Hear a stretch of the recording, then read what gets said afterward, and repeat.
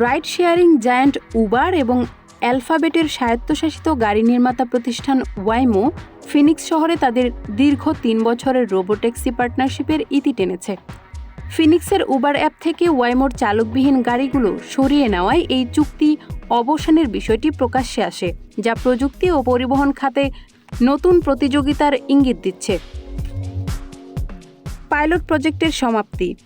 ২০২৩ সালে শুরু হওয়া এই অংশীদারিত্বের আওতায় ফিনিক্সের উবার ব্যবহারকারীরা ওয়াইমোর রোবোট্যাক্সি বুক করতে পারতেন।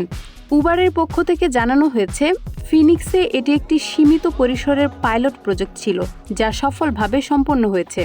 এই প্রজেক্ট থেকে অর্জিত অভিজ্ঞতা কাজে লাগিয়ে কোম্পানি দুটি ইতিমধ্যে অস্টিন এবং আটলান্টা শহরে তাদের রোবোট্যাক্সি সেবা সম্প্রসারণ করেছে, যা এখনও সচল রয়েছে। ওয়াইমোর নিজস্ব কৌশল ও উবারের নতুন সঙ্গী। চুক্তি বাতিলের পর ওয়াইমো তাদের গাড়িগুলো উবার নেটওয়ার্ক থেকে ফিরিয়ে এনেছে। এখন থেকে ফিনিক্সের বাসিন্দারা কেবল ওয়াইমোর নিজস্ব অ্যাপের মাধ্যমেই এই চালকবিহীন গাড়িগুলো ব্যবহার করতে পারবেন।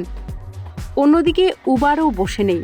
তারা জানিয়েছে, খুব শীঘ্রই ফিনিক্সের গ্রাহকদের জন্য অন্য একটি স্বায়ত্তশাসিত গাড়ি প্রস্তুতকারক কোম্পানির সাথে নতুন পার্টনারশিপের ঘোষণা দিতে যাচ্ছে।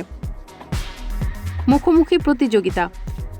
বিশ্লেষকরা মনে করছেন, কোম্পানি দুটির সম্পর্ক এখন অংশীদারের চেয়ে প্রতিযোগীর দিকে বেশি ঝুঁকছে, বিশেষ করে আন্তর্জাতিক বাজারে, যেমন লন্ডনে উবার এবং ওয়াইমো একে অপরের সরাসরি প্রতিদ্বন্দ্বী হিসেবে মাঠে নামার প্রস্তুতি নিচ্ছে।